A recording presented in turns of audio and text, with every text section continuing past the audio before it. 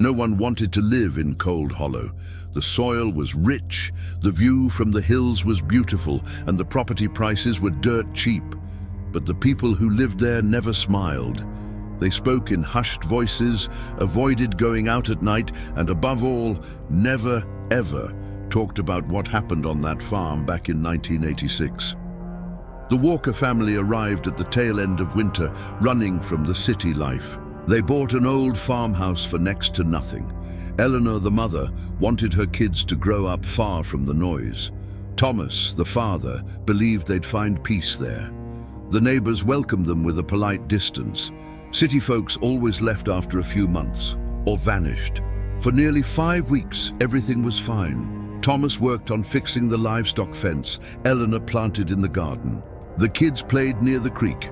The house was old, but it held. It creaked and had doors that didn't like to stay shut on windy days, but nothing out of the ordinary. Until one Monday morning, the mailman noticed their mailbox was overflowing. Odd, but he figured the family was out of town.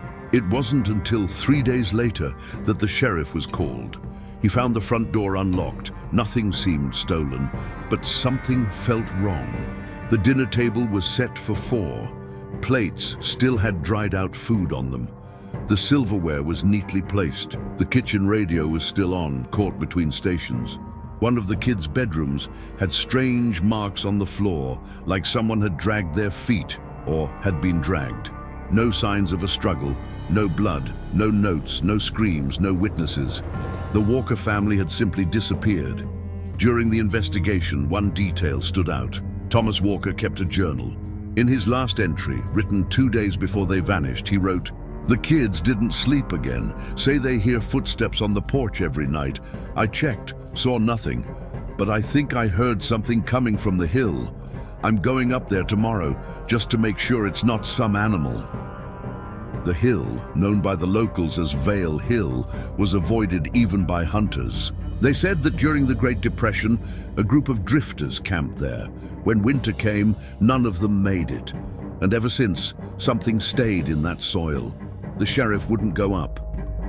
A younger officer, new in town, made it halfway up the trail before turning back, pale-faced. Said he saw someone standing among the trees. When they tried again, a storm rolled in out of nowhere. Trees fell across the path. They gave up. The case was closed as unexplained disappearance. The furniture was auctioned off. The house sat empty, until 20 years later, someone reopened the file. Ethan had always been drawn to unsolved stories. His YouTube channel had already explored hidden cults, forgotten crimes, and weird urban legends. But what he found about Cold Hollow felt different. The Walker's disappearance felt more like a ritual than a crime. When he arrived in the village, something was clearly off. People looked away when he asked about the farm. An old woman spit on the ground and muttered something in Latin when he mentioned the name Vale Hill. And no one, absolutely no one, agreed to go with him. He rented a room at the old inn, the same one Thomas Walker stayed at during his first visit to town. It was a damp, dimly lit wooden building. In the hallway, old portraits lined the walls. Some of the photos looked wrong. People's faces were shadowed or blurred in ways that didn't make sense. Ethan interviewed a retired officer, the only one willing to talk. The man, slow in his speech, said, "They didn't run, no break-in. That was something else. You saw the father's journal. He went up that hill. It's always the hill." The old man also spoke of the priest who refused to even mention the case, even after being called in to bless the house.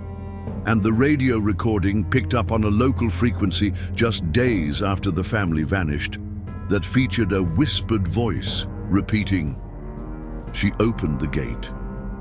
Ethan got permission to enter the house. The rotting wood groaned underfoot. The smell of abandonment was heavy, mixed with something metallic and sweet.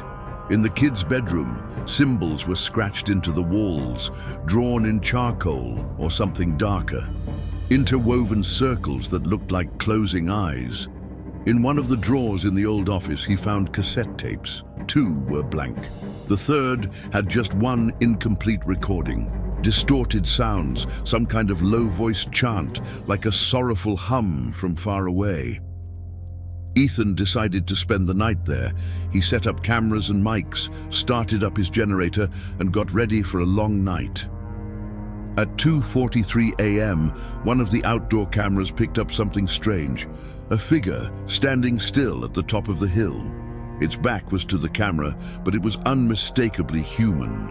Only, it didn't move. Not with the wind, not even when the rain suddenly started moments later. At 3:15, all the lights inside began flickering. The microphones picked up a sound like wet footsteps, but no one was recorded inside the house. Uneasy, Ethan checked the journal again. One line, circled by Thomas, now felt far more urgent. The hill stares back. By morning, the tapes and the journal were gone. Only the digital recording remained, filled with static and noise. Ethan decided to go up the hill. Camera in hand, he followed the overgrown trail between the dry trees. And then he saw it, a clearing at the top, surrounded by ancient stones in a circle. In the center, a collapsed wooden structure. And something buried. It wasn't big, about the size of a backpack, but it was wrapped in dried-out skins tied with rusty wire. Ethan, hesitant, dug around it with his hands. The dirt was warm. As he pulled the object free, he felt a faint, rhythmic pulse fade away. It was a casing, or a vessel. Carved into its surface was the same symbol found on the walker's walls. He shouldn't have touched it. The camera caught everything. The trees around the clearing began to tremble, even with no wind. A high-pitched sound filled the air, drawn out, mournful. Ethan staggered, covered his ears, but kept filming. From there, the footage turns strange. He's running down the hill, breath ragged. The camera lens flickers with dark lines. He keeps repeating, "She's waking up. She never slept." The last shot is of the house.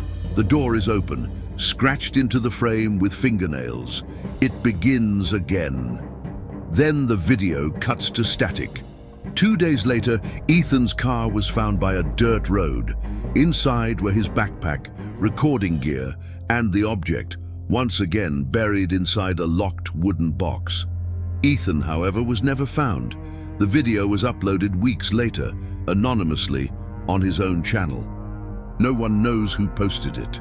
The video description reads simply, "Cold Hollow doesn't forget. Cold Hollow watches." Since then, people have returned to the farm. Some come back, others don't. The hill is still there. No one's cut the branches that twist together at the top. At night, they say, you can still hear the voice from the tapes whispering, "She opened the gate."